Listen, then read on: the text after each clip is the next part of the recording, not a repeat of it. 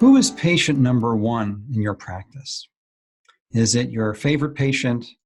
Is it your hardest patient? Is it your longest term patient who's been with you for the longest time? Who's number one patient in your practice? I'm going to suggest to you that the number one patient in your practice, patient number one, is not the first patient you ever treated, but it's you. You are patient number one in your practice. I've seen so many times over the years as I meet practitioners around the country in live seminars and online that one of the first people to suffer from a lack of acknowledging that fact is ourselves. And I have certainly done this myself. I've burned out, I've been practicing now a little over 29 years.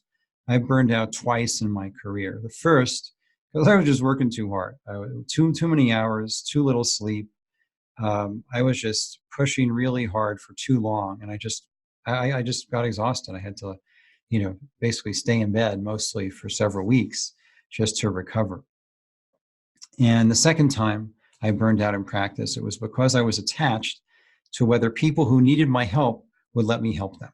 But that's a story for another day. But you are patient number one in your practice. Now, in the holistic model, holistic practitioners properly have a motto or a slogan or a basic principle, which is do as I do. And this is very different than the reductionist model of medicine, which is do as I say, not as I do. But in the holistic model, we hold ourselves to a higher standard. It doesn't mean we have to be perfect. It doesn't mean we don't have any health problems. It doesn't mean we don't have our challenges and difficulties. It doesn't mean that at all. It does mean that we take care of ourselves. It does mean that we attend to self-care. It means that we do our best to embody an example to our patients of what a vital, resilient person looks like, so that they have a direct experience. Like, ideally, our patients come to us and say, I want what you have, right? And we see the opposite of this in conventional medicine. For example, one of my teachers years back, he was my Tai Chi teacher and Asian bodywork teacher. He took his father, his elderly father, to the cardiologist and one day, and the cardiologist told my teacher's father to stop smoking and lose weight.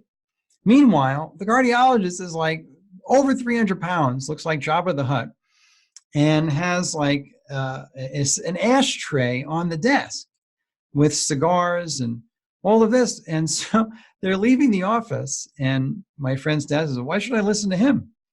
He says to his son, why should I listen to him? He should lose weight and stop smoking. What is he telling me to do that for? I mean, he was right. It was a good suggestion, but it had no weight.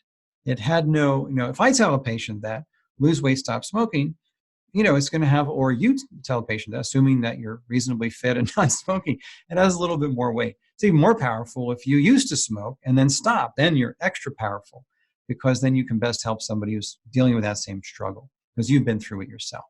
But the point here is attend to your self-care, your diet, your exercise, your relationships, serving something larger than yourself, your spiritual connection to something larger, and contributing to something larger than yourself, eating a whole foods diet, exercising, 4 hours a week, or whatever it is for you, a combination of resistive and aerobic exercise.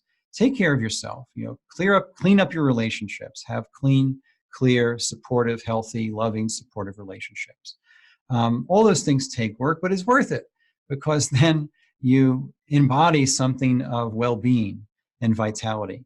Even with life's challenges and difficulties, we all get that. But if you're doing your best to take care of yourself and do things that are nourishing and supportive for you, then you're going to have much better patient compliance when you're making recommendations to your patients, for sure. Because we teach by example primarily, right?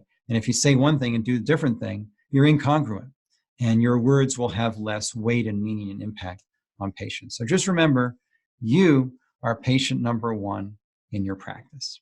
Thanks for listening, and lots more at michaelgaeta.com.